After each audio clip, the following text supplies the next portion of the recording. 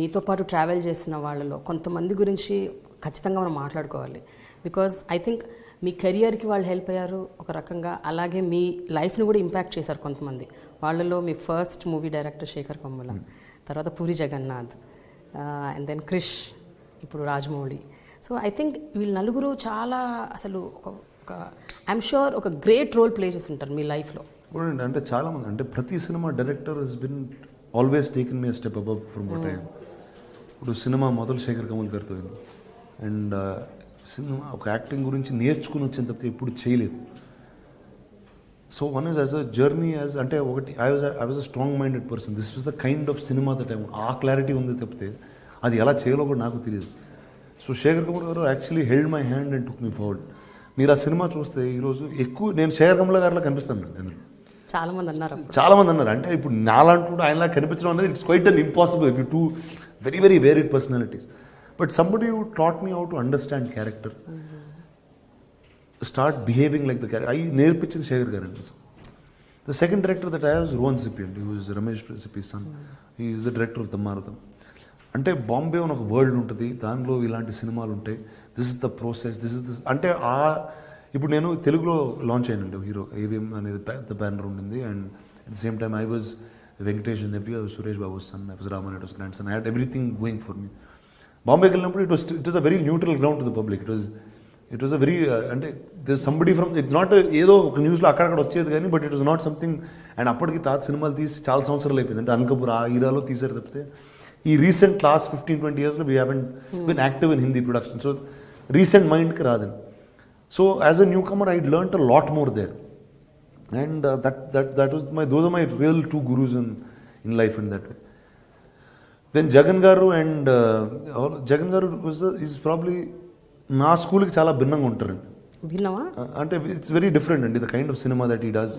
Ante he's a 100% commercial person, and he made it very clear that okay, now this is what is cinema that I like. What is cinema that I cannot be part of, or that is not what I want to take as a step forward. That's something he gave clarity. Writing of dialogues, understanding dialogue అనేది జగన్ గారు నాకు నేర్పించిందండి completely. It's all what I know is the coolness about acting in movies is something that he taught. He gave me a personality insight అండి, అంటే of how he led his life. So అంటే నాకు అంటే is a big believer of Osho. Everything that he believes or says is in that ఆ ఫార్మాట్లో ఉంటుంది about life and things like. So that way he is taught me lot అండి. మీరు ఏమైనా నేర్చుకున్నారా అంటే మీ పర్సనల్ లైఫ్లో దాన్ని? అంటే నేర్చుకోవడం మనం అది వాడతాం అనేది కాన్షియస్గా జరగదండి యాక్చువల్లీ. అంటే every film you keep learning. అంటే ఇప్పుడు లీడర్లో జరిగిన కొన్ని ఇన్సిడెంట్స్ ఉంటాయి, కొన్ని క్వాలిటీస్ ఉంటాయి, అవి నా లైఫ్లో they would be they are part of it even till today. And అలా ప్రతి సినిమాలో మనం జర్నీ తీసుకెళ్తే another man who actually influenced me a lot, Ramu Karandi, and department in cinema, Hindi lo antu. Now the film didn't do well, doesn't matter, but it gave me, ante that man is somebody who has immense knowledge about many things in movies. Now there are a lot of negative things that he's associated with and that he has, but there is that immense knowledge of probably one of the greatest filmmakers in this country at all times. So I got to pick a lot of knowledge from him. It's always that take the good things and that's what grows you. Rajamouli గారు, he was a huge impact in my life in many ways. అంటే is really ఒక visionary అండి. అంటే ఒక కథ, ఒక dream అనుకుని అది ఫుల్ఫిల్ అయ్యే వరకు అది, and he saw the end to it, and he does not give up till the end. అంటే యూ ఫైట్ ఆల్ అవుట్ అంటారు చూడండి, he's somebody you fights all out. ఈరోజు నిజంగా నేను ఈరోజు గాజీ లాంటి సినిమా చేయగలుగుతున్నానంటే it is a strength that man has imbibed in all of us. Today I'm working with Teja గారు. There so much that I learn from him.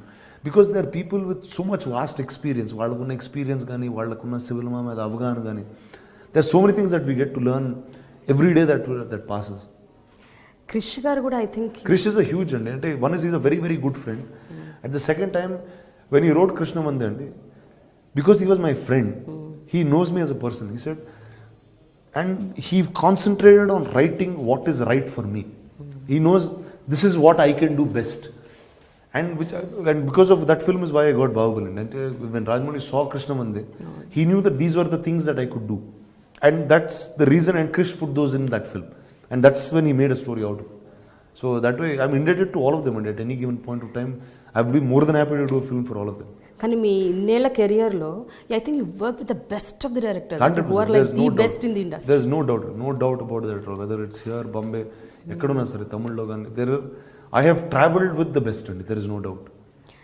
ఈ మధ్య జరిగిన ఒక 2-3 ఇన్సిడెంట్స్ గురించి మీ దగ్గర ప్రస్తావించాలి. ఒకటి జల్లికట్టుకు మీరు అవుట్ రైట్గా సపోర్ట్ చేశారు. మీరే కాదు, I think the entire film fraternity were supporting Jallikattu. ఒకటండి, నేను అంటే లైక్ లాట్ ఆఫ్ టైమ్స్ అండి I did some on Twitter or lit ఫెస్ట్లో ఇప్పుడు అడిగారు, both times I support.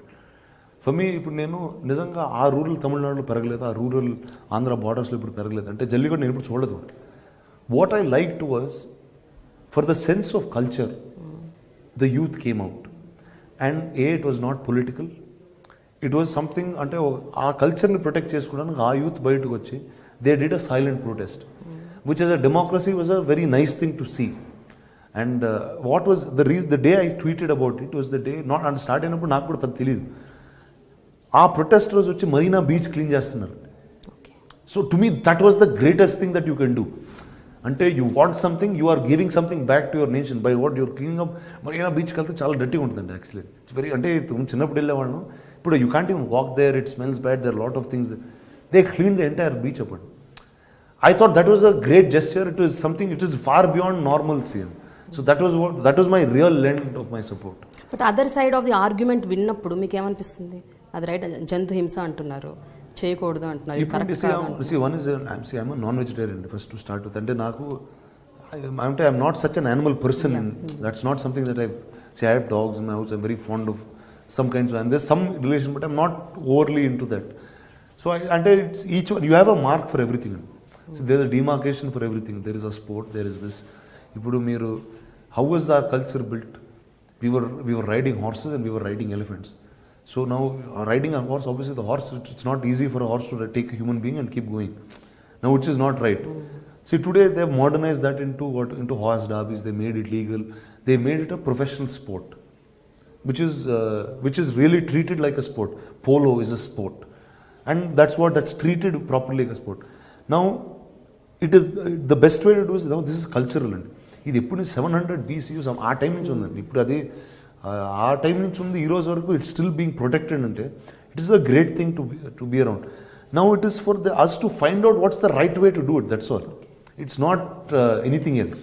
But అయినా రానా, జనరల్గా ఏమైనా ఇష్యూస్ వచ్చినప్పుడు ఇలాంటివి, అది సోషల్ ఇష్యూస్ అవ్వచ్చు, పొలిటికల్ అవ్వచ్చు, లేకపోతే ఇప్పుడు మన డిమానిటైజేషన్, ఇలాంటి వాటి మీద మీరు స్పందిస్తుంటారా ఆన్ అండ్ ఆఫ్? అంటే మీరు రియాక్ట్ అవుతారా ట్విట్టర్ ద్వారా కానీ? అంటే ఒకటండి, లైక్ ఇప్పుడు మీరు జల్లికట్టు గురించి అడిగారు, నాకు ఆ రోజు ఆ ప్రొటెస్ట్లో ఒక ఫలానా అంశం నచ్చిందండి.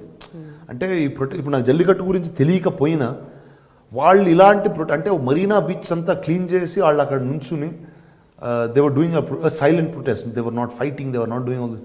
So that was something that was very heart touching. So which is why I went out and did something like that. So each thing to their own, and if I feel about something, I will be more than happy to do it. మరి మీరు నటించిన, మీరు ఎంతగానో అభిమానించే RGV గారి tweets మీద మీ అభిప్రాయం ఏంటి? ఆర్జీ గారు ఎలా ట్వీట్ చేస్తారో మీకు తెలిస్తే మీరు ఈ క్వశ్చన్ కూడా అడగరండి.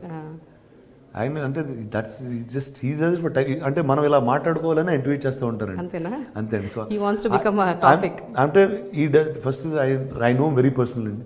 Half the things that he says are not things that he means by the heart.